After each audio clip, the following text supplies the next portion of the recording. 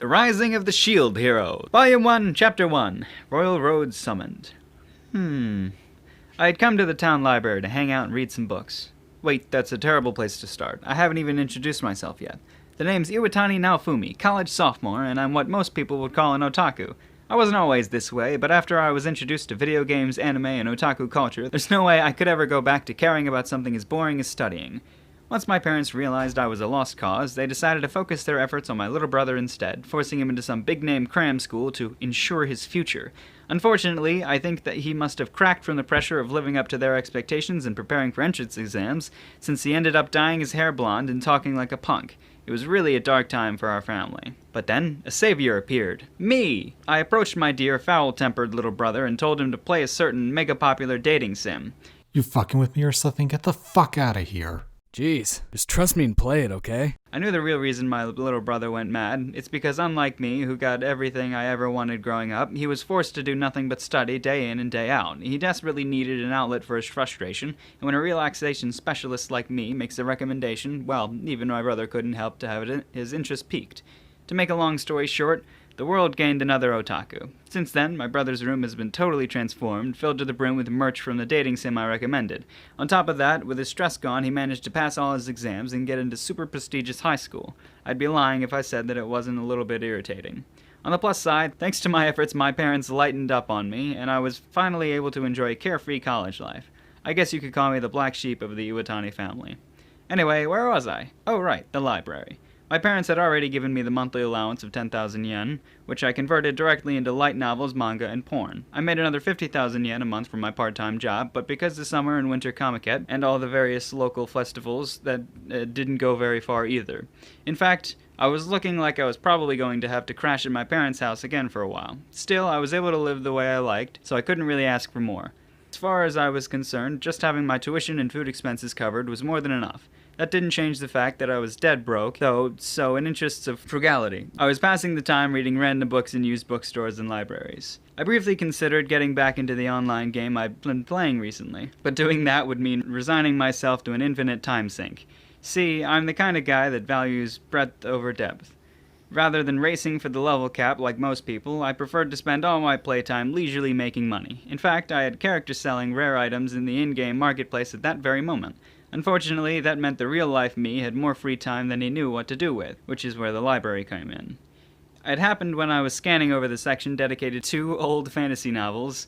You might not realize this, but fantasy is as old as humanity itself. Even the Bible is basically a fantasy novel when you get right down to it. The Weapons of the Force Saints? For some reason, a worn-out old book, a nearly illegible title, suddenly fell off the shelf.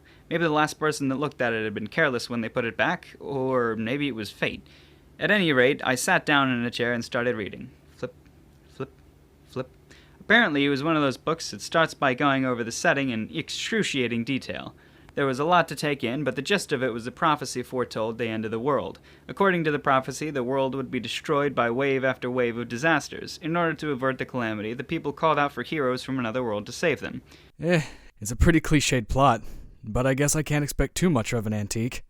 Must have seemed pretty fresh back in the day. 4 heroes were summoned, wielding 4 weapons: sword, spear, bow, and shield. What? A shield isn't even a weapon. It's armor. I laughed wryly, but kept on reading. In the end, the heroes set out on a journey to gain strength and polish their skills in order to fight the wave of calamity. Yawn. A wave of sleepiness washed over me. Seriously, would it have killed them to add a cute girl or two to keep the reader's interest? I mean, technically there was a princess, but she seemed like a total bitch. The way she toadied up to all the heroes was totally disgusting. Like, just pick a guy and stick with him, right? Oh, well, at least there was a decent enough cast of characters. The dashing sword hero and the thoughtful spear hero. The Robin Hood-esque bow hero, working to topple a current kingdom. But when the story turns its attention toward the shield hero... Huh? I inadvertently let out a gasp as I flipped through the pages. Everything after the page about the shield hero was completely blank. No matter how many times I looked, there was nothing there. What the hell is this? Before I knew what was happening, my vision grew dim and my consciousness began to fade. Even in my wildest dreams, I never could have imagined that, just like that, I'd end up in another world. Chapter 2, Brave Introduction.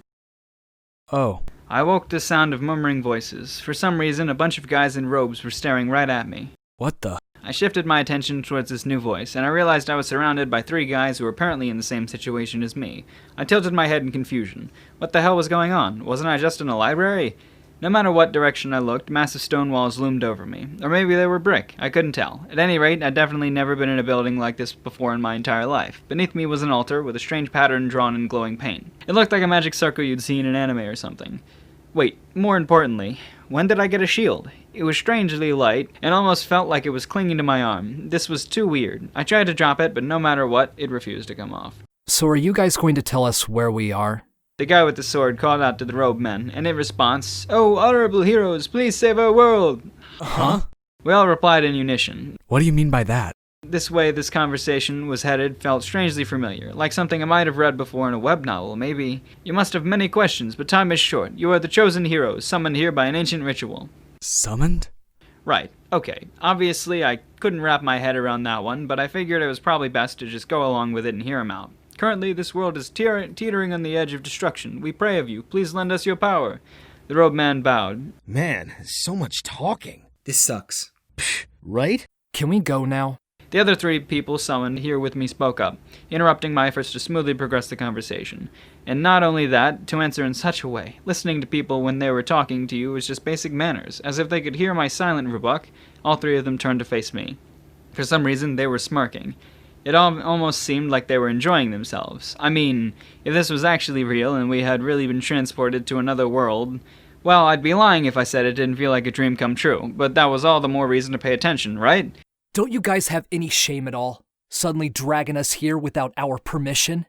The guy with the sword, he looked to be in his late teens, brandished his weapon. Even if they send us home when the job is done, that's basically using us for slave labor, you know? The guy with the bow voiced his agreement with a glare. You get where we're coming from, right? Keep in mind that depending on your answer, we might have to become enemies. I could sympathize with what they were saying. It was our right to confirm our situation and whether or not we'd be rewarded for our efforts. Still, to raise their weapons like that, these guys had some serious balls. Somehow I was starting to feel outclassed. That please, at least have an audience with the king before you do anything rash. You can discuss the details of your compensation there. One of the robed men opened the heavy-looking door and gestured us inside. Well, I guess that's that. Seems like it. Though, talk is talk, even if it's a king. With that, the other 3 guys headed toward the exit. I followed behind them so as not to be left behind. Compared to the dark room we'd started out in, the stone hallway was bright and lively. The air here smelled sweet. I wasn't really sure how else to describe it. On top of that, the scenery we could see through the rows of windows lining the walls was positively breathtaking. Clear blue sky, far as the eye could see, hung over a townscape straight from medieval Europe. However, we didn't have long to marvel at the spectacle before we were ushered throughout the hall into a large audience chamber. "Oh? So these are the heroes of old." The self-important old man was looking down at us with an appraising gaze. I couldn't put my finger on it, but something about him made me uneasy. If I had to guess, it was his eyes. There's no way I could ever like somebody that looked at other people like that. "I am the king of this country, Altcray Melromark the 32nd. Raise your heads, heroes." I resisted the urge to point out that none of us had our heads lowered. I wasn't an expert on courtly manner, but at the very least I knew better than to talk back to a king. "Now I shall explain the current situation. This country, nay, this very world, is on the path to ruin." Basically, it was like this. Prophecy existed which persisted to the end of days. It spoke of wave after wave of calamity which would beset the lands. If nothing was done, the world itself would fall into ruin. And the year of the prophecy had finally come. The sands of the ancient dragon's hourglass had begun to run once more. According to legend, the dragon's hourglass was supposed to serve as a monthly warning system for the wave of calamity. At first, people had written it off as a mere superstition. However, disaster struck the instant the final grain of sand fell, just as the legend said. A dimensional fissure appeared over Melromark, and a vast horde of monsters spilled out from within. Though the country's knights and adventurers just barely managed to subdue them, the next wave was expected to be even stronger. There was no way they would be able to stop the calamity a second time, and so the leaders of the country decided to enact the ancient summoning of heroes in hopes that they might be saved. By the way, our ability to communicate with the people of this world was apparently a boon granted by the legendary weapons we all held. Uh-huh. So you expect us to just work for free, then? That's sure convenient for you. It really is selfish, you know, dragging us into a problem that doesn't have anything to do with us. Judging from the way they were smiling earlier, they obviously weren't really upset, so why are they speaking so brazenly? It was probably time for me to speak up and smooth things over. Well, it is true we have no obligation to help you. And suppose we do save the world only to get sent home empty-handed after all our hard work. Nobody would take a risk like that unrewarded. Ugh. The king shot a glance toward one of his retainers. Of course. It goes without saying that we were planning to richly compensate you for your efforts. The four of us clenched our fists excitedly. All right, that was more like it. Besides that, we could also prepare discretionary funds to support you on your journey. It's a small price to pay to ensure your cooperation in saving our world. Oh, well, as long as you make it a promise. Don't think that means you own us, though. We're just cooperating for as long as you stay on our good side. That's right. Yeah. Jeez, again with the condescending attitude. Making an enemy out of this country was the absolute worst thing we could do right now. If that happened, the little progress we made in this negotiation so far would totally fall apart. Now then, heroes, tell me your names. Wait a second, I just noticed something. Do you know how this sounds similar to the book I had been reading in the library, The Records of the Four Holy Weapons? Sword, spear, bow, and shield. It couldn't be a coincidence that the weapons were the same. As unbelievable as it seemed, could we have somehow ended up in the world of that book? While I was wrapped up in my own thoughts, the others began their introductions. My name is Amaki Ren, age 16. I'm a high schooler. The sword hero, Amaki Ren, a total pretty boy. He stood at a petite 165 centimeters, roughly, with delicate, sincere features. In fact, he was so pretty you might even mistake him for a girl if he dressed up in drag. His hair was short with brown streaks, with long slitted eyes and light skin. He was the very image of cool, slender swordsman. I'll go next then. The name's Kitamura Moriyasu, college student, 21. The spear hero, Kitamura Motsuyasu, an easygoing older brother type. Though his features were more traditional, he was easily on par with Ren in the looks department.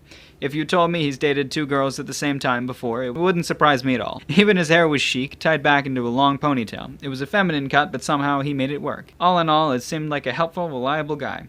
Oh, me now?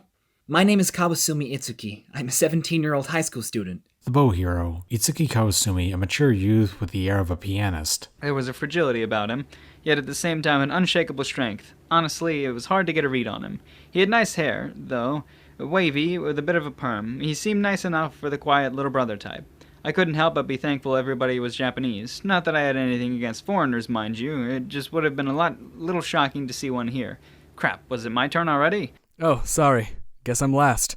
The name's Iwatani Naofumi. I'm a 20-year-old college student. The king stared at me, contempt in his eyes. A chill ran down my spine. Ren, Motoyasu, and Itsiku, eh? Your Majesty, what about me? Oh my sincerest apologies. Naofumi. The old guy was unbelievable. It was already glaringly apparent that I was the odd man out here, but he didn't have to rub it in like that. Now, if everybody could please confirm their statuses. Huh? Status? What the heck was a status? How do we do that exactly? Itsuki timidly asked the king for help, but at least he seemed to have some inkling of what they were talking about. I was completely lost. What, you guys didn't notice it the moment you got here? Ren seemed genuinely shocked that we could be so ignorant. This smug, know-it-all look on his face was totally irritating. There's a sort of icon in your peripheral vision, right? He was right. I hadn't noticed it before, but there was a really strange mark floating there. Just focus your consciousness on that. Focus my consciousness? I still didn't really get it, but I tried it out anyway. Ping! The icon suddenly expanded into a browser-like window that filled my entire field of vision. Iwatani Naofumi. Class, Shield Hero, Level 1. Equipment, Small Shield, Legendary Weapon. Otherworldly Clothing, Skills, none. Magic, none. Within it, the various data presented was in easy-to-digest manner, so this was a status, huh?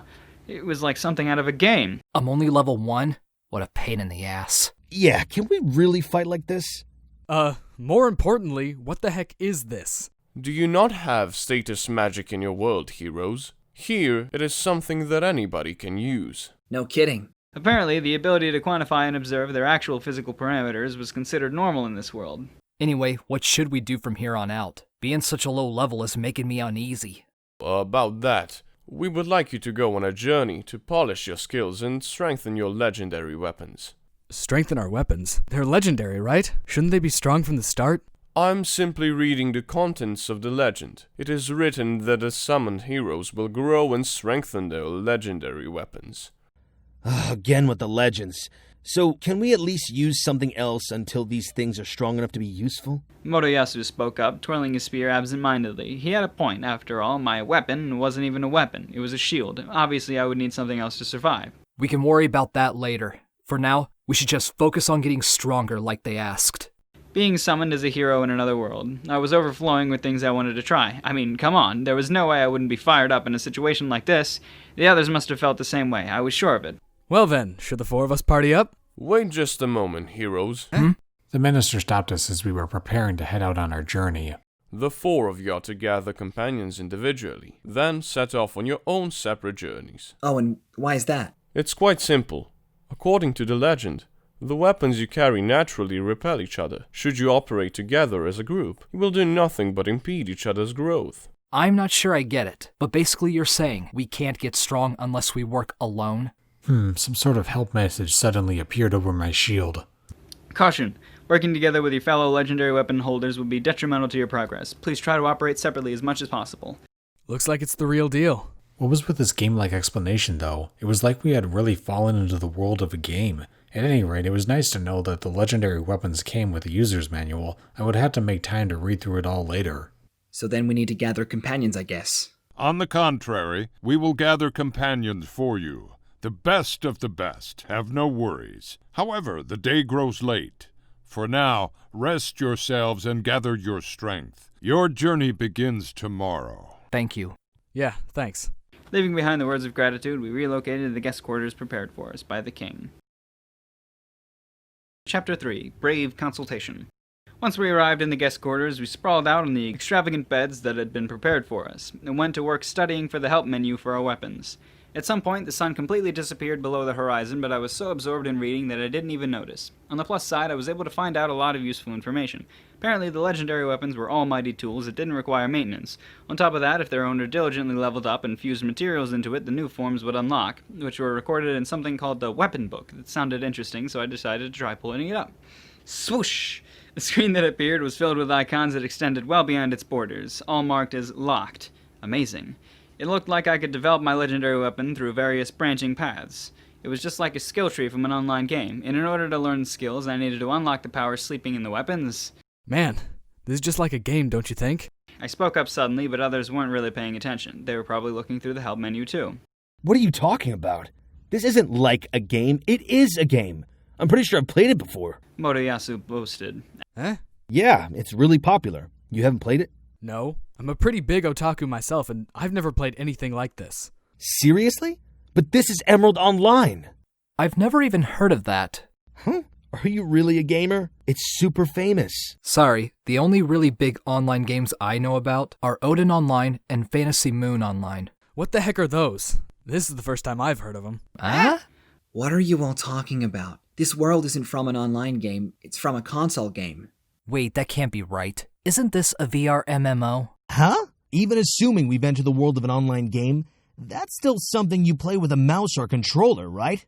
Ren tilted his head in confusion at Motoyasu's question. Mouse? Controller? Why are you talking about antiques?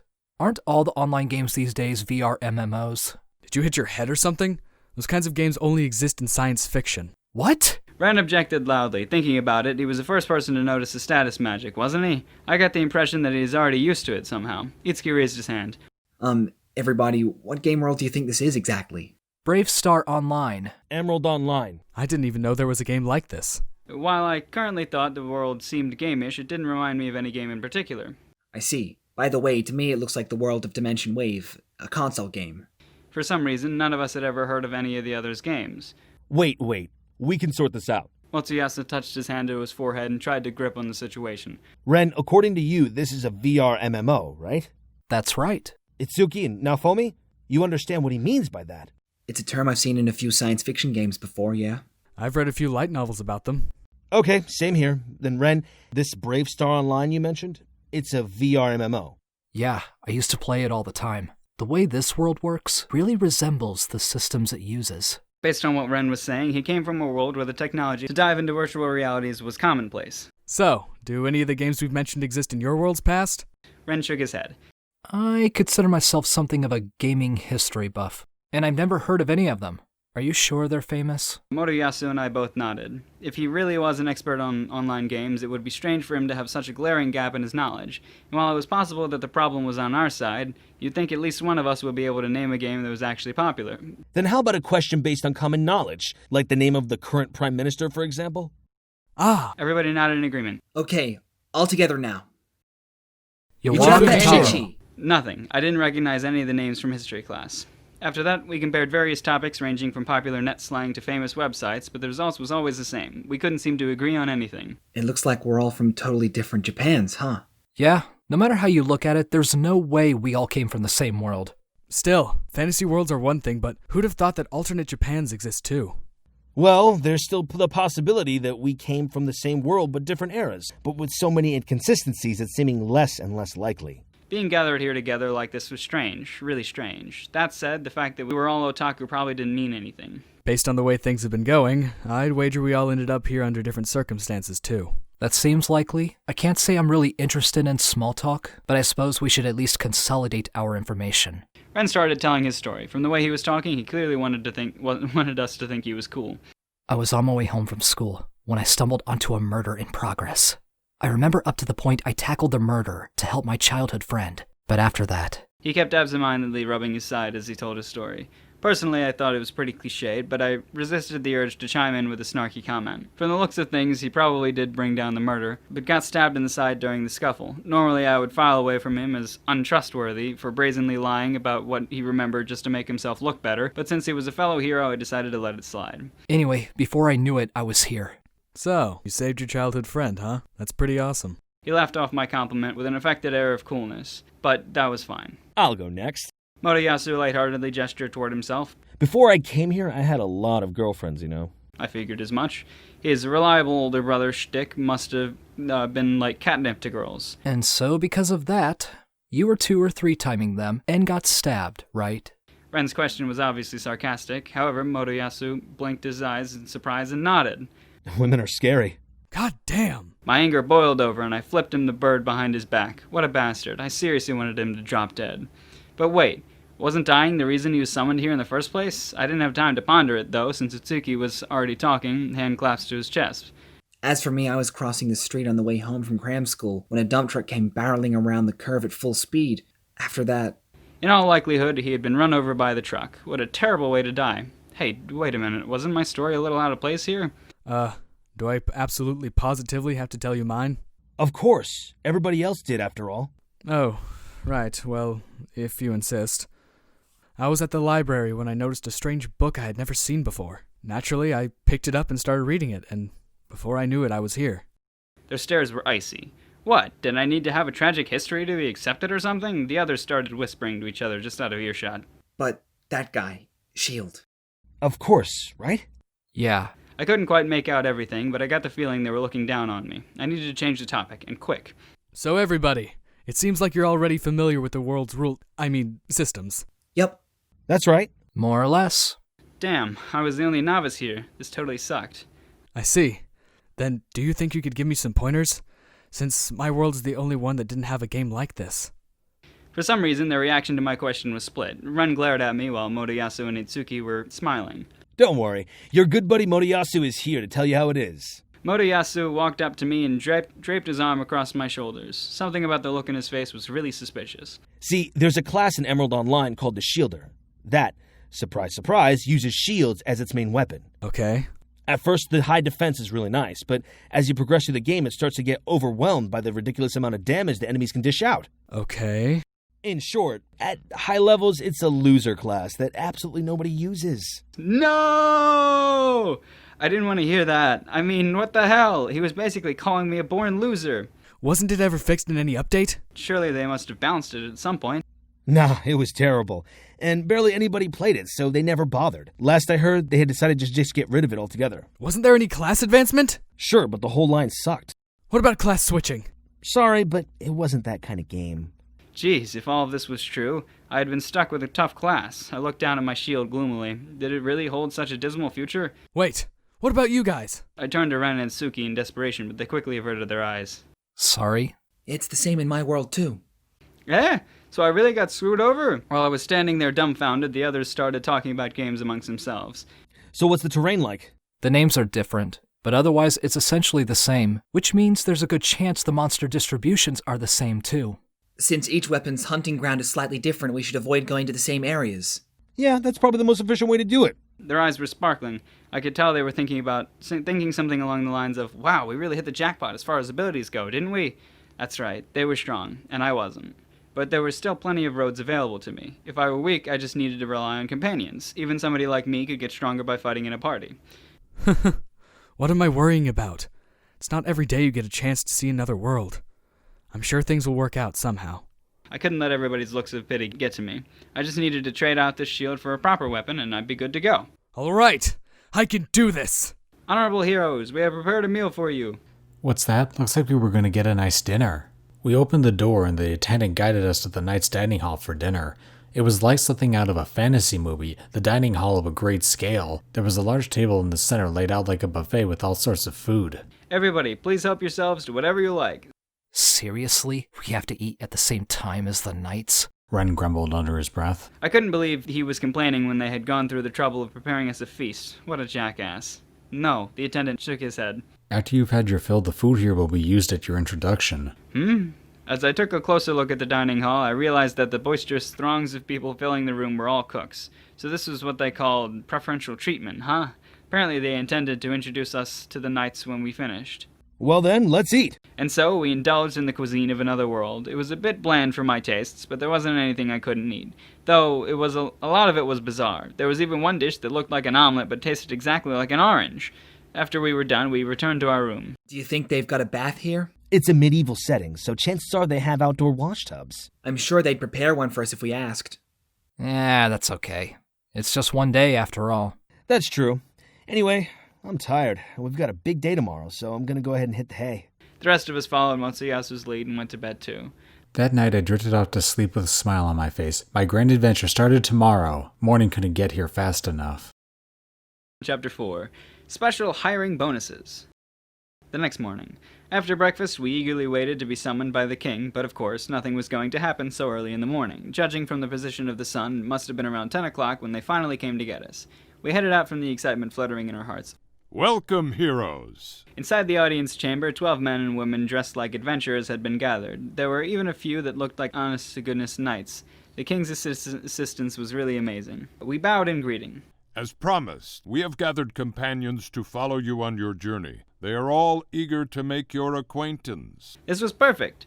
There were just enough people here for each of us to get 3 companions with nobody left over. Now, future heroes of this country, choose the one you wish to serve. They get to choose who they're going to follow themselves? That was surprising, but the more I thought about it, the more sense it made. Obviously, they would favor their own citizens over a bunch of strangers. One by one, the adventurers briskly crossed the room and gathered in groups in front of us. As in the final tally, Ren, 5 followers, Motoyasu, 4 followers, Itsuki, 3 followers, me, none at all! Wait a minute. Your Majesty! What the hell? This was too cruel. The king didn't seem quite sure how to respond. To be frank, I never imagined something like this could happen. He isn't very popular, is he? Even the minister threw me under the bus, a shocked expression on his face. Just then, a robed man whispered something to the king. I see, so there was that kind of rumor. Did something happen? Motoyasu delicately tried to break the tension, but it was too late. It felt like I was back in elementary school being excluded by the other kids during gym class all over again. This wasn't the kind of thing that's supposed to happen when you come to another world. Apparently, a rumor has been circulating around the castle that out of all the heroes, the shield hero is the least acquainted with the ways of our world. What? In legend, it is written that the heroes are the ones with a deep understanding of the inner workings of this world.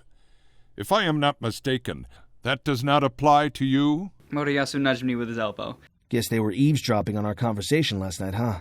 Wait, was he talking about the fact that I never played a game like this before? That was the reason nobody wanted to join me? No, more importantly, what was with that bonus legend in the first place? Even if I wasn't informed as the others, I was still a hero, wasn't I? Who cares if the shield sucks in a few shitty games? This wasn't a game, it was reality. Come on, Ren. You've got 5 followers. Can't you spare 1 or 2? Ren's followers, men included, shrank back behind him like frightened children, while Ren simply sighed and scratched his head. Well, I can't say I'm a fan of company. I'll leave behind anybody that doesn't think they can keep up with me. However, even in the face of such cold words from their lord, none of Ren's followers so much as moved a muscle. What about you, Motoyasu? Don't you think this is too cruel? Well... Incidentally, I forgot to mention it earlier, but the ratio of men and women in the adventures gathered for us was heavily weighted towards women. It was quite the mystery. It's not my decision to make. Itsuki seemed genuinely troubled by the situation, but didn't want to reject the companions that had chosen him either. Incidentally, I forgot to mention it earlier, but every single one of Moriyasu's followers was a woman. It seemed he was genetically predispositioned to having women flock to him no matter where he was. I do think it would be best if we each had 3 followers, but forcing them into it against their will would be terrible for morale. Everybody in the room nodded at Itsuki's reasonable words. Then I have to set off on my journey alone? But all I had was a shield. How was I supposed to get any stronger without companions? My lord, I will travel with the shield hero. One of Moriyasu's subordinates raised her hand and volunteered to join my party. Oh, are you sure? Yes. She was a lovely young woman with shoulder-length red hair. Anyway, more than that, she was stunning, wasn't she? Her features were a bit childish, but even so, she was only a little shorter than me.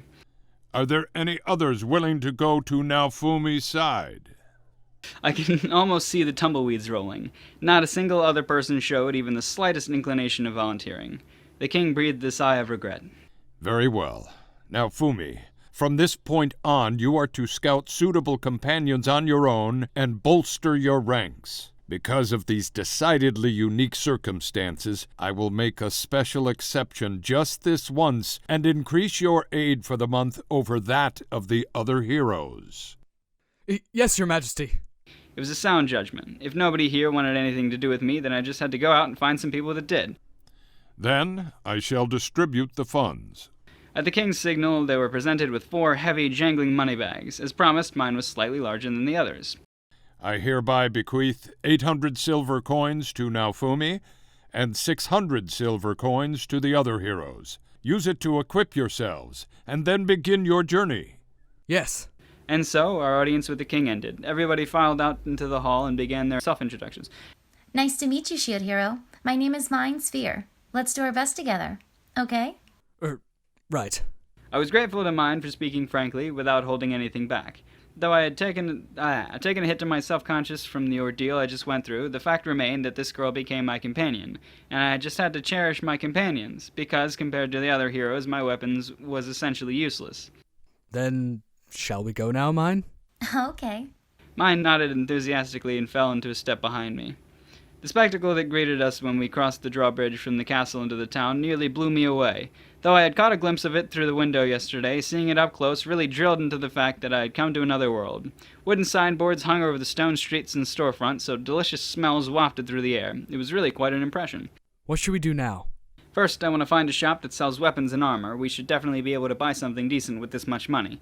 Right, since I only had a shield, the first thing I needed was a real weapon. Without that, I would never be able to fight monsters, or anything else for that matter.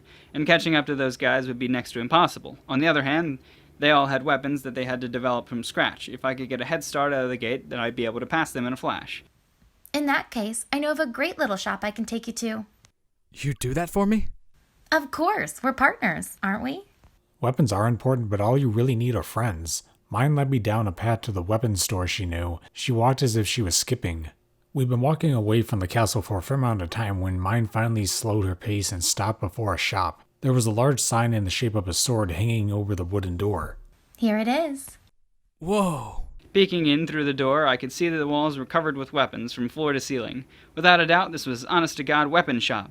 Not only that, it looked like they also dealt in armor and useful tools for adventurers. Welcome. So this is a weapons shop. Ah, a new customer. The fact that you came in means you must have an eye for quality. Actually, this girl here recommended you. Well, thanks for that, Missy. Oh, don't worry about it. Your shop is famous around these parts, that's all. You flatter me. Anyway, this strangely dressed fellow is your boyfriend, I presume. That's right, to the people of this world, my clothes must have seemed otherworldly. Anybody judging me by my appearance alone would think I was a total weirdo. You can't tell who he is just by looking? Wait, you don't mean he's a hero?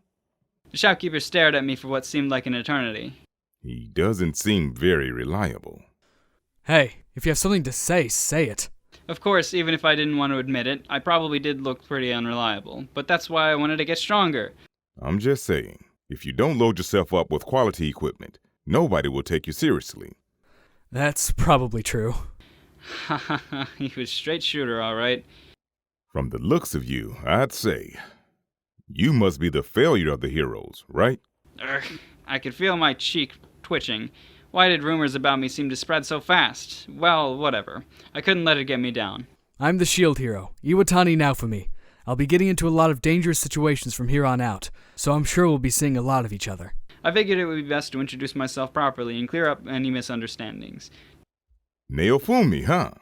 Well, if you're already planning on becoming a repeat customer, then I think we'll get along just fine. Nice to meet you. Geez, this guy was energetic. Hey, mister, don't you have any good equipment on sale? Mine pouted a little and batted her eyes at the shopkeeper. What's your budget? Let's see.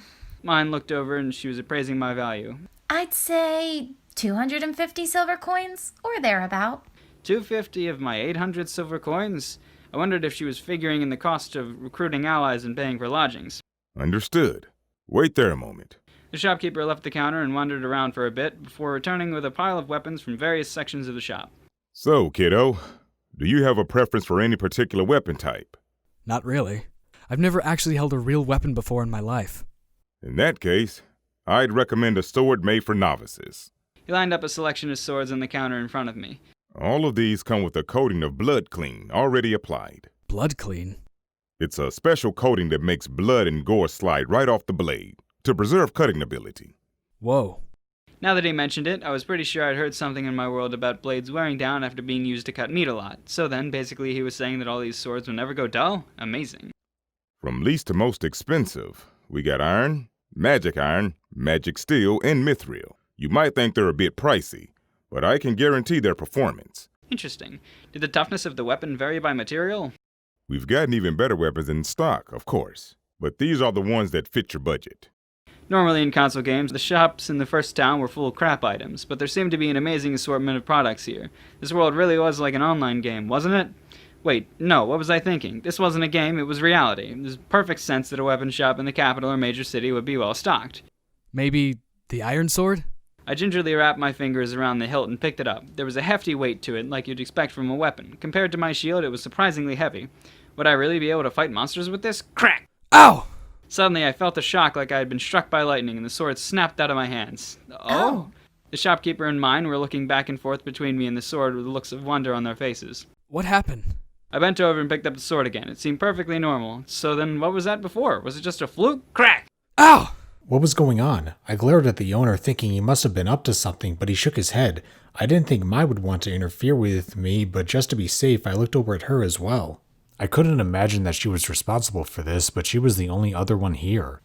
Didn't it just fly out of your hands on its own? Ridiculous. That was impossible. I stared at my palms in disbelief. As I did, a message appeared in my field of vision.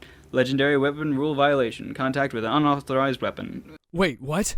I quickly pulled up the help menu and consulted the user's manual. There had to be something in there about... Aha! A hero can't fight with anything other than legendary weapons in his possession. Seriously? I couldn't use anything to fight except my shield? What kind of shitty game was this? Sorry, but apparently the shield is the only weapon I'm allowed to have.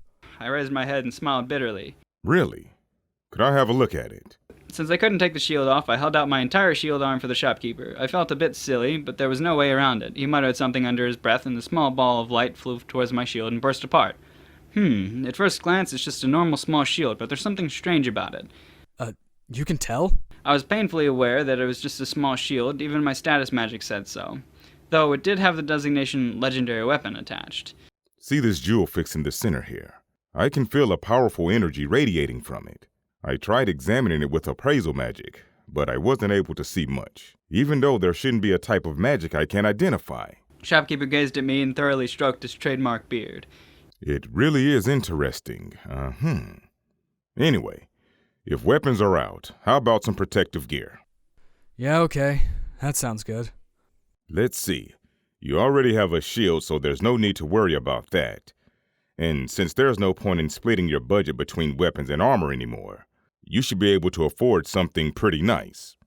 The shopkeeper started pointing out various sets of armor on display. Full-plate armor restricts your movement, so it's not really suitable for adventuring. I'd say that a nice set of entry-level chainmail is just what you need. I walked over to the armor he had recommended and touched my hand to it. The countless chain links jangled and swayed. I wondered what his defensive ability were like. An icon popped up. Chainmail. Defense up, /resist S. Strange. Nothing like that had appeared when I was looking at the swords. Maybe it was because I couldn't equip them?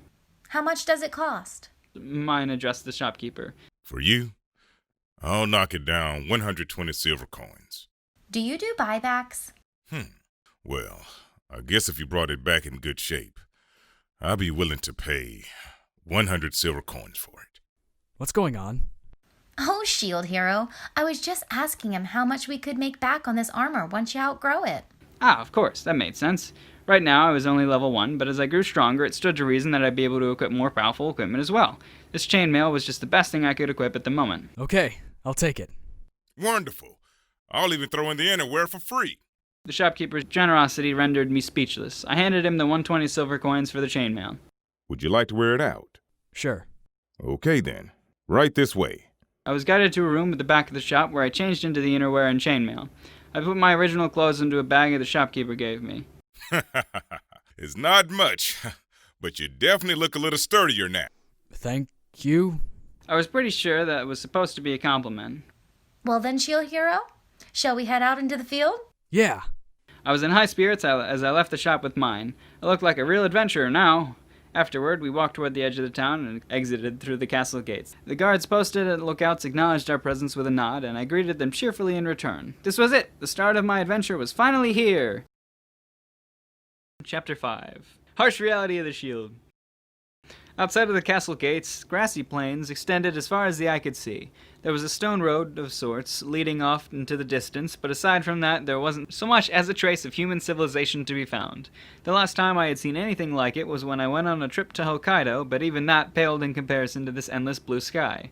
This sea of green that stretched all the way to the horizon. The only thing that kept me from running around and frolicking to my heart's content was the knowledge that if anybody saw me doing it, my stock as a hero would plummet even further than it already had. Just a minute, Shield Hero. This area is home to many weak monsters. We should use this as an opportunity to warm up before things get tougher. Sounds good to me. This is my first time fighting, so let's do our best. Yes, please do your best. Wait, are you saying you're not going to help? I will, but before that, I thought it would be a good idea if we figure out how strong you are on your own. Oh, I guess that makes sense. Thinking about it, mine was probably already fairly experienced, while I had no idea what I was even capable of. If she thought the monsters here were safe for me to start with, I should trust her judgment. We plodded through the plains for a while, until eventually we stumbled across a conspicuously orange balloon-like something. Ah, there's one now, an orange balloon, by the looks of it. Be careful, Shield Hero. It's weak, but extremely aggressive. What was that naming sense? It looked like an orange balloon, so it was called an orange balloon. I almost felt sorry for the thing. Ah! I could practically feel the hostility emanating from its ferocious growls and two vicious little eyes. The instant it noticed my presence, it charged right at me. Good luck, Shield Hero. All right. This was my chance to shine. I steadied my shield with my right hand and brought it down to the orange balloon. Smash! Boing! The spot I hit popped back up as if nothing had happened. It was surprisingly elastic. I had been sure it would burst immediately. The orange balloon snarled and snapped its teeth at me. Whoa! Clang! It made a solid-sounding noise, but I ignored it, even though the orange balloon was gnawing on my arm and it wasn't having any effect at all. It almost felt like a faint barrier was being emitted by my shield and protecting me. I looked at mine without saying anything. You can do it! Could I, though? Sure, I wasn't taking any damage, but I wasn't dealing any either. I needed to change my strategy. Ah! Ha! Ha! Ha! I challenged my inner martial arts and pummeled the orange balloon with my fists. Then, after 5 minutes, pop! It's finally split open. I heard a ping, and a message saying I had gained 1 experience appeared. To fight so hard for 1 measly experience point, it didn't bode well. These guys were way tougher than I thought they'd be. There was a limit to what I could do with my bare hands. Good job, Shield Hero. Mine was clapping, but it seemed a little forced.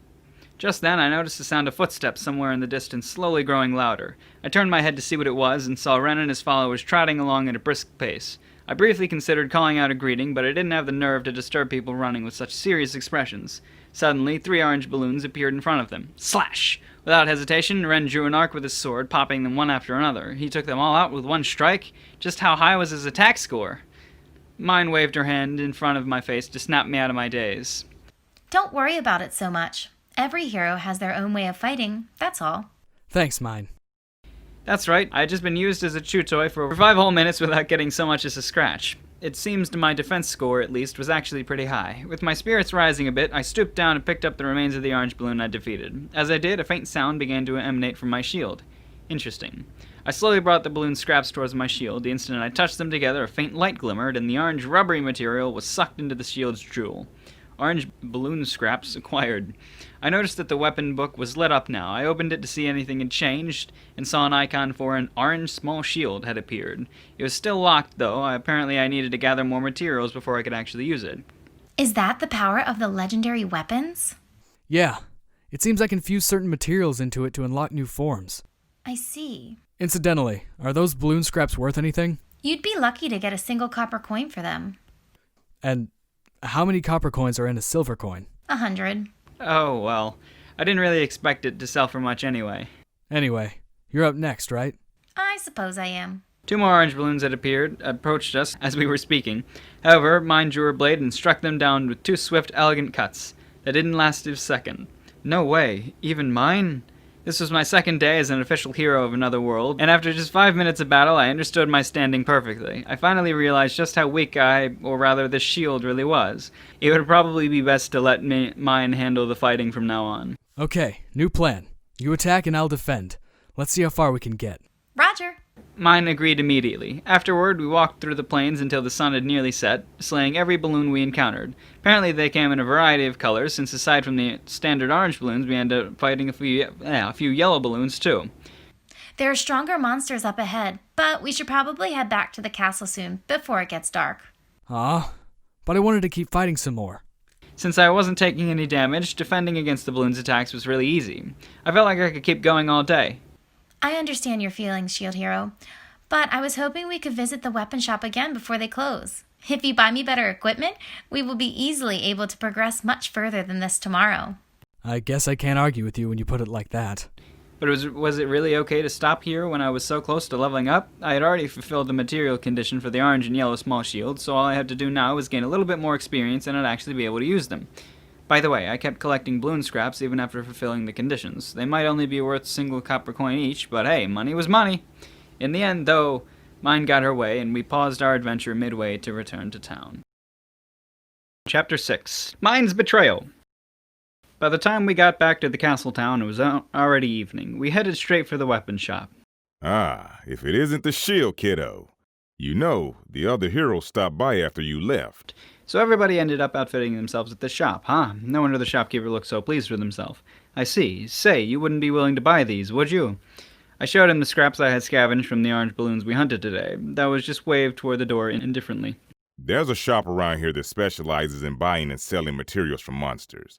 I'm sure they'll be willing to take them off your hands. Thanks. No problem. So, do you need anything else? Yes. I wanted to buy some equipment for my companion here. I looked around the store for mine and found her staring intently at the equipment on display. What's your budget this time? I had 680 silver coins left. What was the best way to spend them? What do you think, Mine? Mine was comparing equipment with a serious look on her face and didn't seem to hear me at all. I really needed her input here, though, after all, when we were done shopping, we needed to have enough left over to get us through the rest of the month, but I didn't even know how much lodgings would cost, let alone everything else. Equipment for your companion, huh? Well, it'll definitely make her stronger. Right? Since I couldn't attack at all, we'd get more bang for our buck by making sure mine was well equipped as possible, or at least that was the idea. It'll probably be pretty expensive, though, so why don't we negotiate a discount? You sure say some amusing things, Mr. Hero. 80% off. Are you crazy? 20% increase. You're going in the wrong direction. 79% off. Even double price is too good for some bastard trying to haggle without looking at the wares. 90% off. 21% increase. Stop trying to bump up the price. 100% off. That's just asking for it for free.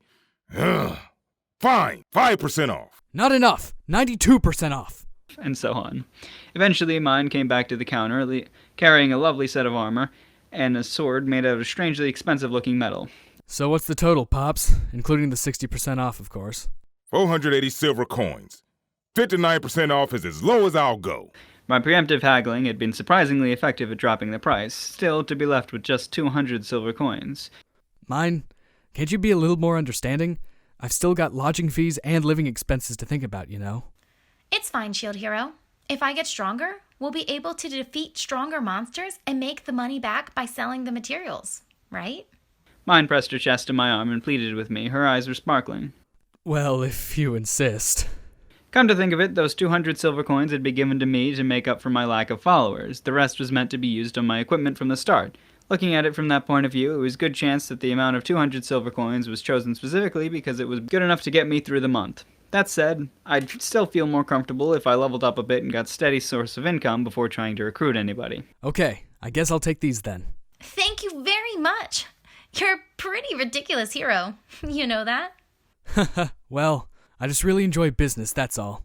In online games, I always enjoyed making money. I had an uncanny ability to buy low, sell high, and play the auctions. It wasn't like it was easy, mind you. With all the information available at their fingertips, actual humans in games were tough to haggle with. Thank you, Shield Hero. Mine gently kissed my hand in gratitude. Yeah, affection points up. Our journey from tomorrow on was sure to be more enjoyable. At any rate, new equipment in hand, mine and I headed to the town's inn. The rates were 30 copper coins per person per night. We'll take 2 rooms. Not one? Shield Hero.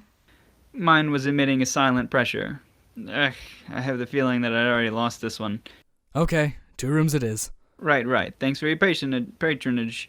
The innkeeper rubbed his hands together greedily and told us about the rooms we'd be renting. After having an unreasonable amount of information hammered into my head, we stopped at the tavern next door for dinner. I ordered 2 deluxe specials, which ran 5 copper coins apiece.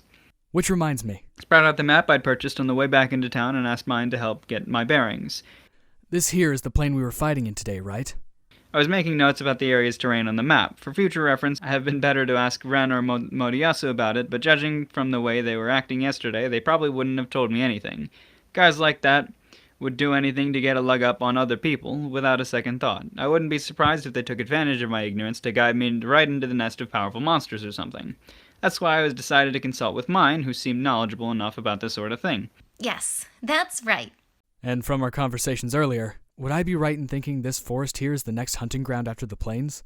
The map gave a broad overview of the country's terrain. Basically, there was a vast plain and the castle in a center. From there were roads running toward the forest and the mountains, as well as roads that intersected with rivers and villages. However, since the map was so small, only a few villages near the castle were actually shown. It didn't give any indication of what to expect beyond the forest either, which was problematic. Without knowing where to go and what kind of monsters would be there, it was impossible to progress. Yes, it's not recorded on this map, but our current goal is Raffen Village on the other side of the forest. And just past Raffen is a dungeon well-suited for novice adventurers. A dungeon? Sure, hunting monsters was the basis of online games, but that was aiming too high. I doubt we'll find much of value, but it should be good for increasing your level. If you say so. Don't worry, the monsters there are strong, of course, but with my new equipment, it will be an easy victory. Haha, thanks. This is all really helpful. Think nothing of it. By the way, aren't you going to drink any wine? Since this was a tavern, they had brought out alcohol along with the food. However, I hadn't touched it at all. Sorry. I don't really like the stuff.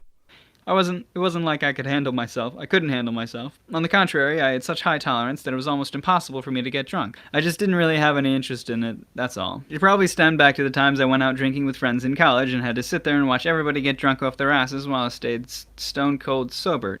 Not even just one glass? Seriously, I'd rather not. But... Sorry. I see. Mine put down the bottle of wine with a disappointed look on her face.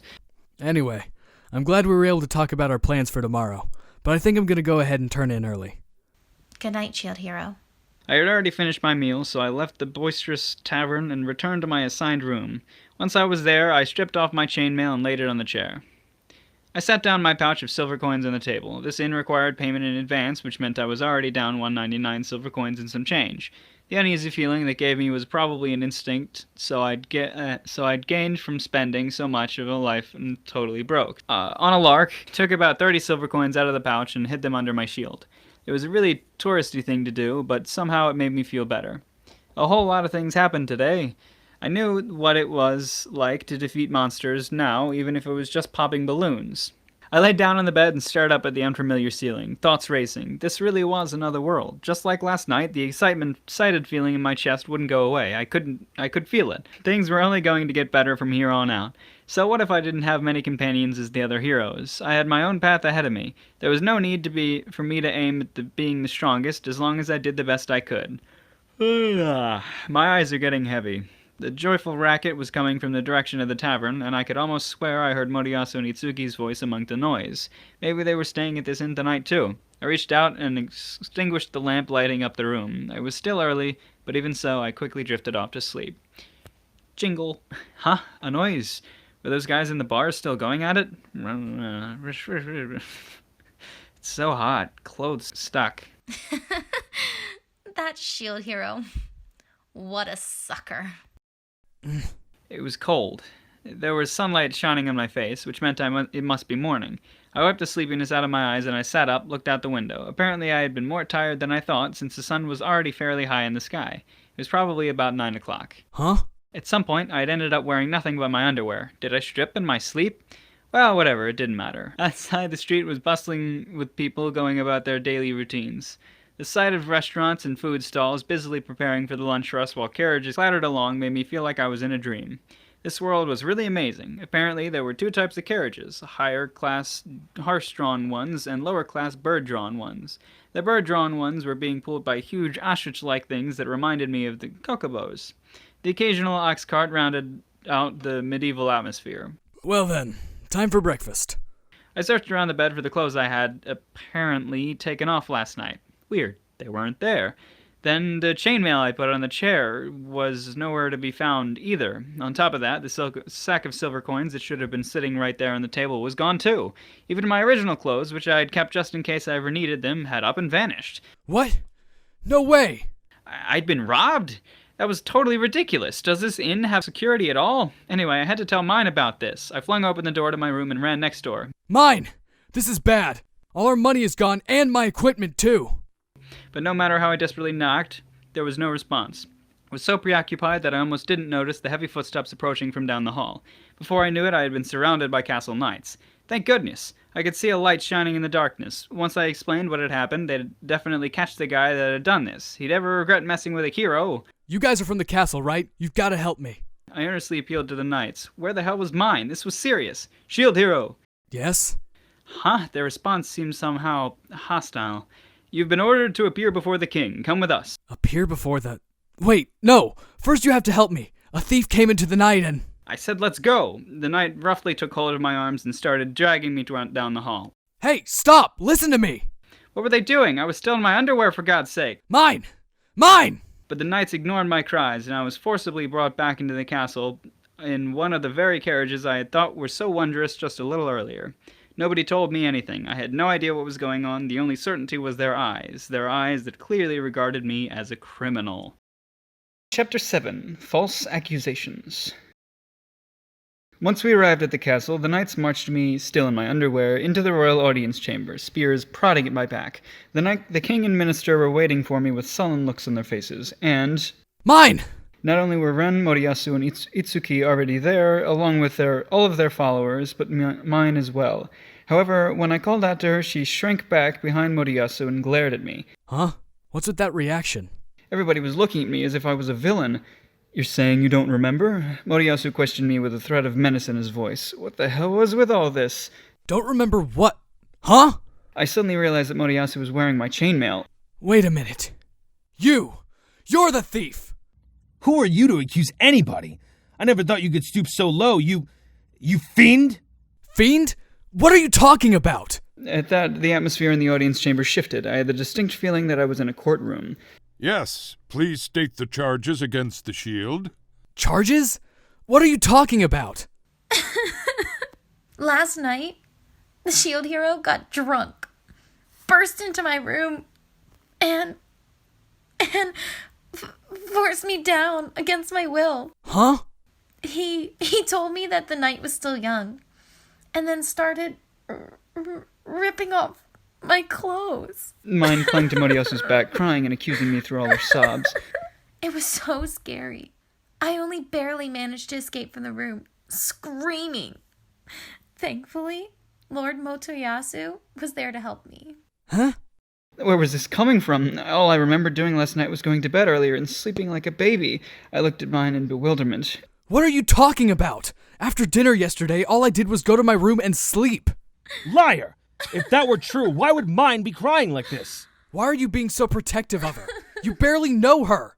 And while you're at it, explain where you got the chainmail. Didn't they meet for the first time yesterday?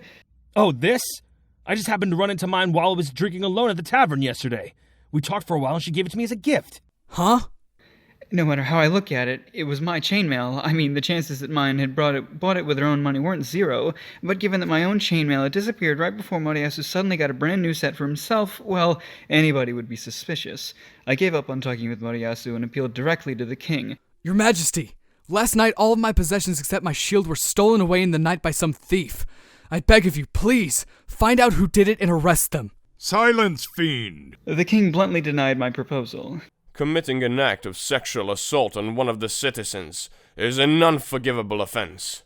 If you weren't a hero, I would have you put to death on the spot. I'm telling you, it's a misunderstanding. I didn't do anything. However, everybody in the room had already decided that I was guilty. It felt like the world had suddenly dropped out from under me. What the hell? What the hell? What the hell? Why did I have to suffer this kind of abuse for something I didn't do? And then it happened. As soon as she was sure that nobody was looking at me, mine's expression changed. A self-satisfied smirk floated across her face, and she stuck her tongue out at me derisively. Everything fell into place. I glared at Moriyasu as a terrible, dark emotion began to well up from the pit of my stomach. You did this! You set the whole thing up! Even I was surprised by the voice that came out of my mouth. Ha! Like anyone would listen to the words of a damned rapist!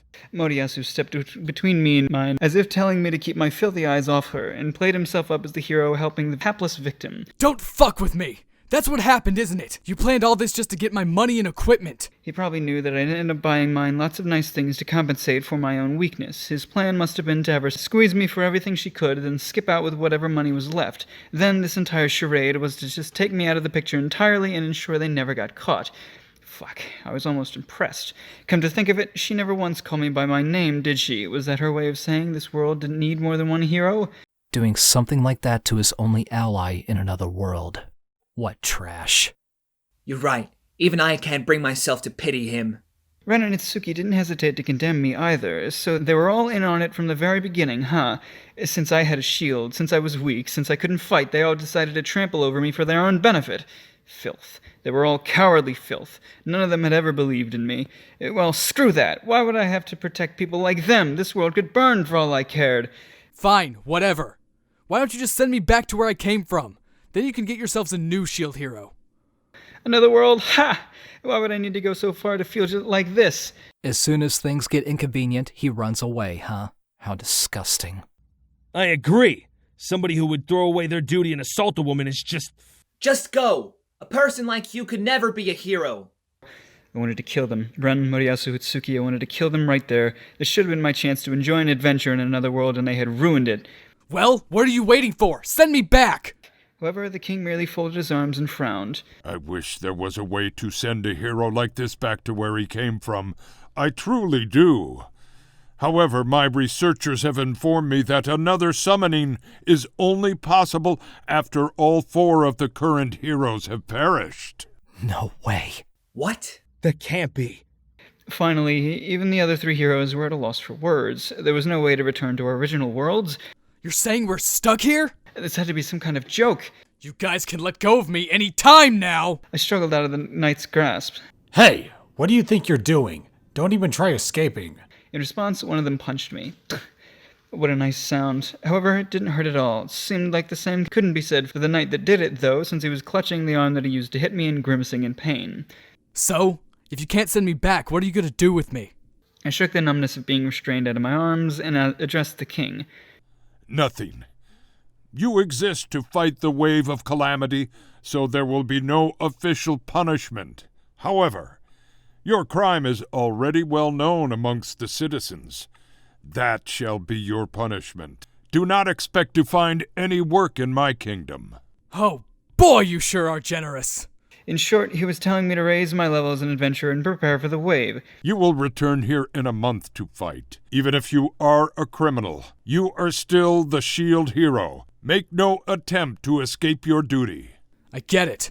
I'm weak after all, and time's wasting. That's right. I had totally forgotten about the money hidden in my shield. Hey! This is what you wanted, right? I hurled my last 30 silver coins right in Moriyasu's face. Whoa! What the hell are you... Of course, Moriyasu started ranting at me again, but I ignored it. As I left the castle, people pointed in my direction and started whispering amongst themselves. I really couldn't say it was surprising. Rumors here spread quickly, after all. At any rate, my trust and my money both disappeared completely. This was the true, miserable start of my adventure in another world. Chapter 8. Disgrace. A week passed. In all that time, I had yet to leave the area directly around the castle. Yo, shield brat! I was walking around town half naked when the owner of the weapon shop called out. Well, it was true that I had wandered in front of his building, but what business could he possibly have with me? Ah! I heard you tried to rape your comrade. I'm gonna hit you now. He walked right up to me in a rage, fists clenched, with no intention of hearing me out first. Even you? It was the same everywhere. Nobody wanted to listen to me. As a foreigner to this world, I might not really know what passes for common sense, but clearly sexually assaulting an unwilling woman was absolutely impermissible. Still, it was strange. Even looking at this old guy prepared to beat me to death, I couldn't see anything but that bitch's face. I clenched my fists and defiantly stood my ground. You. What's wrong? Weren't you gonna hit me? The shopkeeper relaxed his fists and sighed. I changed my mind. Oh, guess it's my lucky day. No matter how low my attack score was, I was sure I could fight off a normal person well enough. However, hitting people for no reason wouldn't do me any favors. If I had the time to waste on something as unproductive as that, it would be better to go out and make money to fund my future activities. Plus, beating up on some balloons should be enough to make me feel a little better. Wait a minute. What? I had started walking to the castle gates, but the shopkeeper called out again. I turned around, he tossed me a small sack. You look ridiculous like that. Kiddo, consider this a parting gift. Inside the bag were a slightly stained cloak and some cheap hempen clothes. How much? 5 copper coins. It's on clearance. Understood. I'll be sure to pay you back. I had been worried about wandering around in my underwear, so naturally I accepted his offer. You better come back safe now, since the only thing I believe in is money. Of course. I changed into my new clothes and headed to the plains to hunt balloons. Ha! Ha! Ha!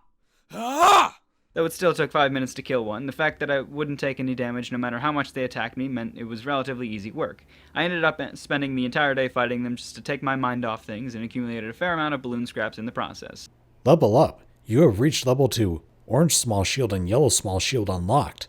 I also prepared and investigated various things. By evening, though, I realized I was starving, so I reluctantly returned to town and found my way to a merchant that dealt in monster materials.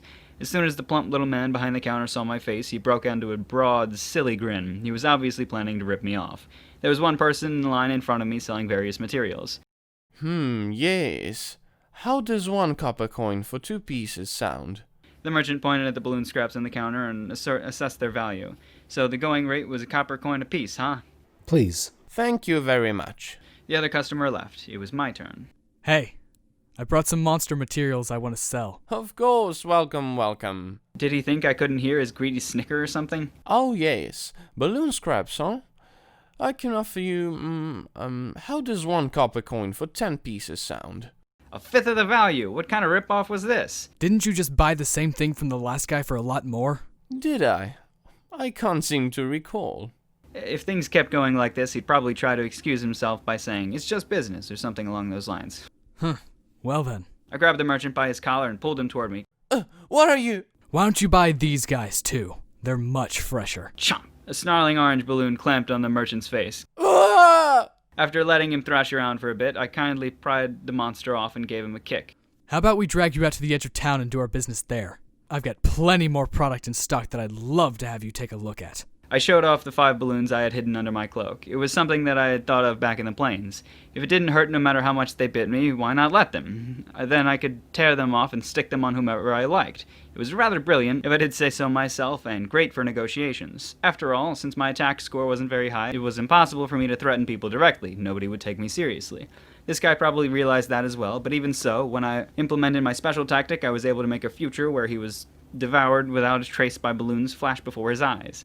I'm not going to force you to hand over all your money or anything, but if you don't at least give me market price, things could get messy. You can't do this. I wonder, what sort of end do you think is in store for a merchant known for ripping off adventurers?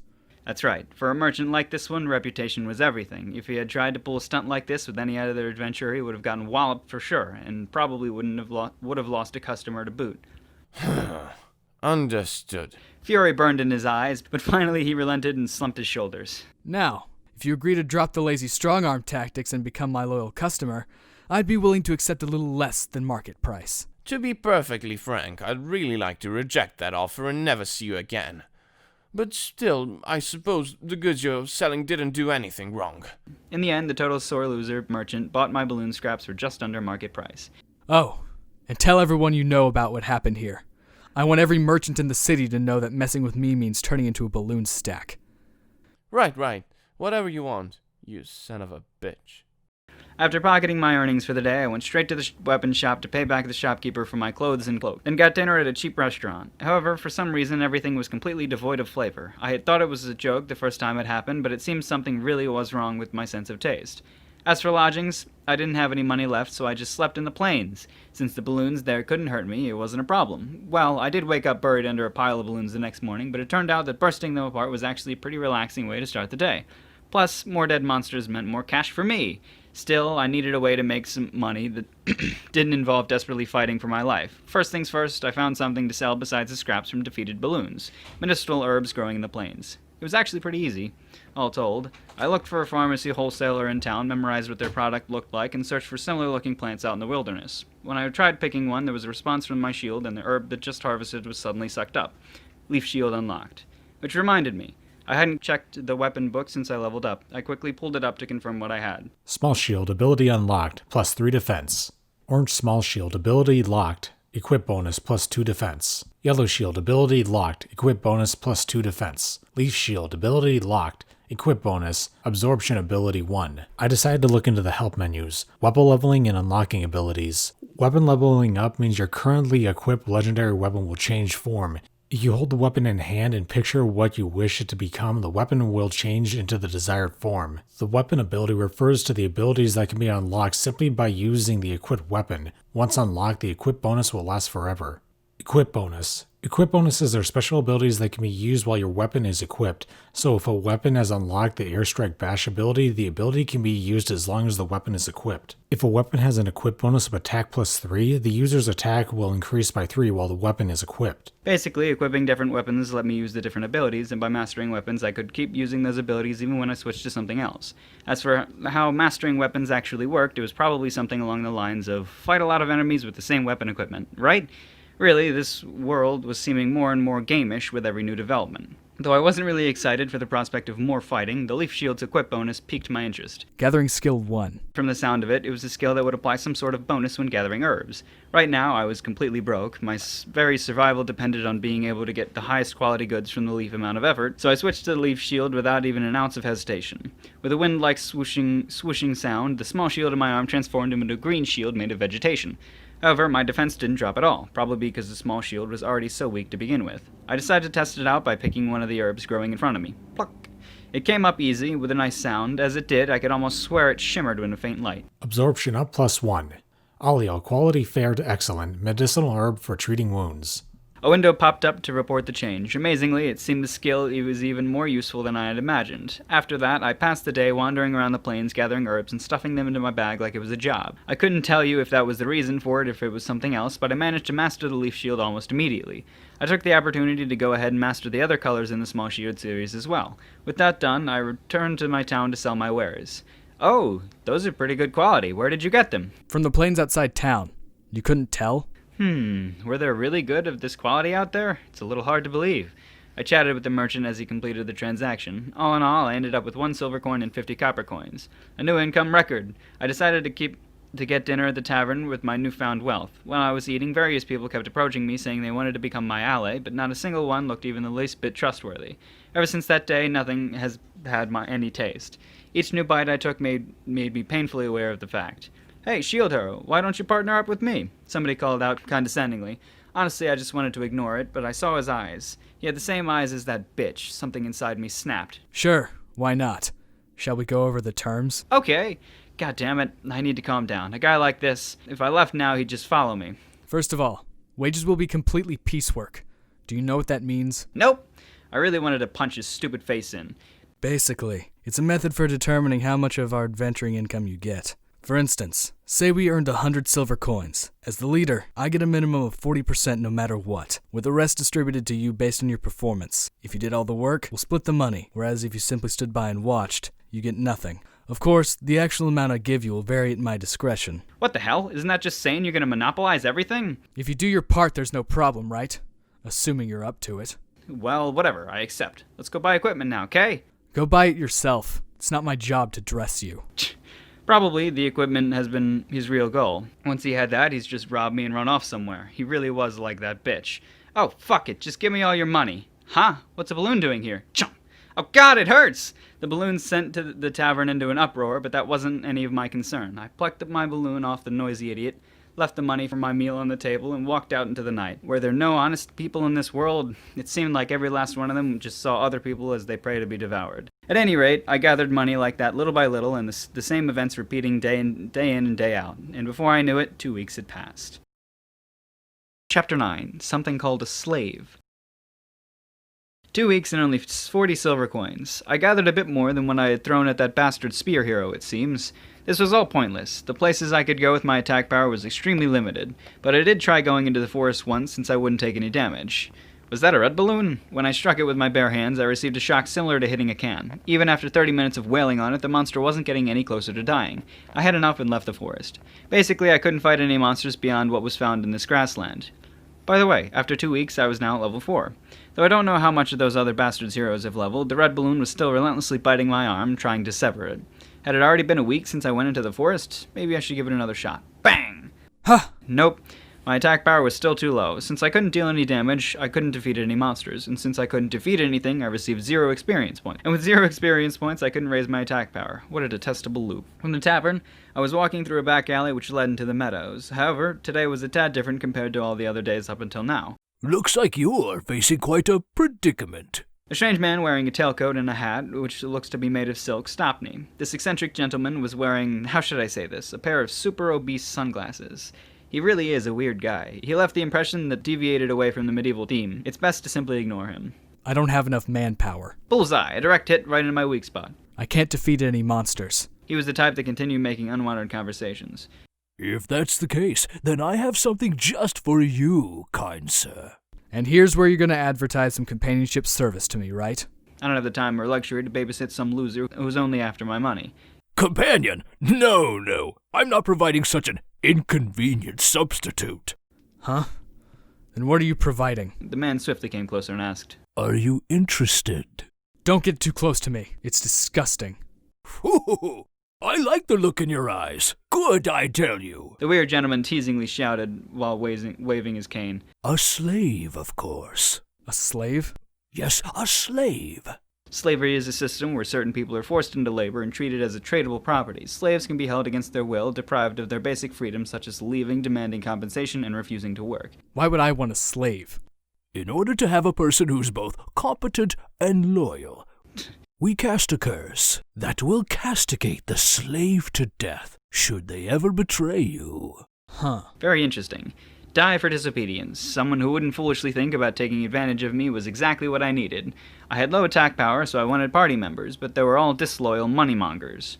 Therefore, I couldn't afford to keep them around, but slaves will never betray you, because betrayal means death. What's your reply? Let's have a look. Smirking, the slave trader led the way. We walked through the back alleys for a while. Seems this nation has its own state of corruption. Ducking into a dark, hidden side street, we came across what looked like a circus tent. Right this way, Sir Hero. I'm coming. The slave trader walked creepily. How should I describe his steps? They were too big to be called hops, at least. Then, as expected, the slave trader led me inside. Now I'm gonna say this just in case, but if you're thinking of conning me... That must be the so-called balloon release, which has made you infamous around town. Planning to escape amidst the chaos, are you? Huh? They're calling it by such a nickname now? Well, it was a convenient way to punish idiots, so its fame was only understandable. There was a customer who wanted to enslave a hero, so I intended to approach Sir Hero with that open possibility. But I've changed my mind. Oh yes, you have the qualities of a fine customer, both good and bad. What do you mean? Who knows? What do you think? I don't get this slave trader. What does he expect from me? Ka-chang! The heavy gate opened from the inside the circus tent. Huh. The interior was dimly lit with a faint necrotic odor hanging in the air. I also smelled animals. It didn't seem to be a very nice place. Within the numerous cages, humanoid shadows wriggled and squirmed. Now, this one here is my recommendation. I approached closer to the cage and checked what was inside. Grrr. It's not human. Inside the cage partially resembled a human with fur, fangs, and claws. This is a beast man. It's classified as a humanoid, more or less. Huh. A beastman. A species which shows up fairly often in fantasies, mostly as enemy monsters though. I'm a summoned hero, so I'm not well informed regarding this world. Tell me more. Like those bastard heroes, I'm completely clueless when it came to this parallel world. But without a doubt, I notice people with dogs or cat ears in town, and I do get a phantasmic feel when I look at them since they are rare. The Melramar Kingdom has a human superiority custom, which makes it a difficult place for demi-humans and beastmen to reside in. Huh. When I certainly do see those species around, they're only venturing merchants or vagabond adventurers. In other words, they are segregated from society and can't hold a proper job. So, what are demi-humans and beastmen anyway? Demi-humans closely resemble humans, yet they have defining non-human traits and features. Beastmen are even less humanoid than demi-humans. Oh yes. I see. So they belong in the same category. Correct. And since these demi-humans are thought to be closely related to monsters, they have trouble living in this nation. Therefore, they are often treated as slaves. Every world has its own darkness, and in a place which is fully aware of the non-human sentiment, there's no creature more convenient to use than them. And you can punish a slave. The slave trader snapped his fingers, a magic circle appeared on his arm, where a small circle implanted in the werewolf's chest started to grow. The werewolf held its chest and twisted in pain. When the slave trader snapped his fingers again, the magic circle disappeared. With one simple action, as you can see. A very convenient spell. I whispered, looking at the werewolf who fell on its back. Can I use it too? Certainly. You could change the trigger command, so it doesn't need to be with a snap of your fingers. The trigger could be implemented as a conditional clause as well. I see. However, a ceremony to input your body's innate code into the spell will be necessary. So it won't be confused by commands from other owners? Your sharpness on the subject is greatly appreciated. The slave trader smirked creepily. What a weird guy. Anyways, how much does this cost? As you know, this werewolf is from a capable species. When it comes to money, I'm sure that there are many rumors about me. How does 15 gold coins sound? I'm not sure about the market price, but you're stating a modest fee, I trust. 1 gold coin is equivalent to 100 silver coins. There's a reason the king delivered them with roses. Because of their high value, the gold coins are hard to exchange. The shops in town mostly dealt with silver coins since they were more commonly used as a form of currency. But of course. The slave trader smirked as I stared back. You showed this to me knowing I couldn't afford it, didn't you? Yes. You will become a prominent person one day, and it'll be inconvenient for us if you aren't aware of our high standards. We can't have some other incompetent trader sell you inferior goods. He's a peculiar guy either way. This is the status of the slave, for your reference. Slave trader showed me a small crystal. An icon began to glow and words appeared. Battle Slave, level 75. Species, werewolf. Other skills and techniques are displayed as well. 75, almost 20 times my level. How easy will fighting be with someone this powerful under my command? It's likely stronger than any of the other heroes right now, though the pricing was iffy for its quality. Because of its poor state of health, it was probably still a drawback even if it could follow my orders. And does this price include all the other troublesome fees? It had previously been fighting at the Colosseum. I picked it up when it was discarded, due to its broken arms and legs. Huh. So this is an inferior model, weak despite its level. Now that you have seen our best product, what kind of slave is to your liking? Something cheap and not crippled. Neither for fighting nor labor? So according to the rumors. I didn't do it! Either way is fine with me. So what other qualities are you looking for? Being domestic will be inconvenient, and of course, a sex slave is out of the question. Huh? Seems like the rumors were indeed false. I didn't do it. Yeah, I can say it, since I didn't actually do it. What I need now is simply someone who can defeat monsters for me as long as they're usable. Gender? Male would be preferable, but I won't stress over it. Huh? The slave trader scratched his cheek. The quality won't be good enough to be deemed as a pet. Is that alright? What do I care about looks? Even though its level may be low? If I want strength, I'll train it myself. A humorous answer for someone who doesn't trust in people. A slave isn't human, is it? Training a slave is no different than practicing with this shield of mine. So long as it doesn't double-cross me, then I can train it. You've got me there. Slave trader held back his laughter. This way, please. We walked through the cage-filled tent for several minutes, passing the chaotic area into one which was less noisy. I turned my gaze and saw both decrepit youths and the elderly with forlorn faces. After walking a bit more, the slave trader stopped. These are the cheapest slaves we can provide to Sir Hero, he said while pointing to the 3 caged slaves. The first one was a bunny-eared guy around the age of 20 with an arm bent in an odd angle. The second was a bony girl around the age of 10 with circular dog-like ears and strangely fat tail, shuddering and coughing in fear. The third was a blind lizard man. He radiated a strangely evil aura, however he looked much too human to be a lizard man. From the left, we have a rabbit species with a genetic disease, a raccoon species afflicted with panic and ailment, and a beast man lizard man. So the third is a beast man. All of them seem problematic. Only these fulfill your requested conditions. Anything lower than this, well, frankly... The slave trader looked at the back. I did the same. I could tell even from afar the stench of death, that highly concentrated smell similar to a funeral, something in there. The necrotic odor was coming from there too. I didn't want to look. It would be mentally scarring. What's the price, by the way? From the left, 25, 30, and 40 silver coins. And their level? 5, 1, and 8. Looking at the current standings, Beast Man, Lizard Man seemed to be the best. But the price in genetic disease, not to mention he was very thin. Although the rabbit guy can't use one of his arms, the rest of his body should be fine. His expression was awfully grim, though it was the same for everyone else here. Speaking of which, they're very quiet. They'll be punished if they make noise. I see. Either they were well trained or the trader didn't show me the untamed ones. The lizard man was probably useful in battle, but not for anything else. Why is this middle one so cheap? Although she was skinny and scarred, she was still a girl. Her face wasn't all that pretty, however. A raccoon species, literally a raccoon dog. But a girl closely resembling a human could be sold for other specialties. The raccoon species is somewhat inferior aesthetically. If it were the fox species, then it could be sold at a high price despite any problems. I see.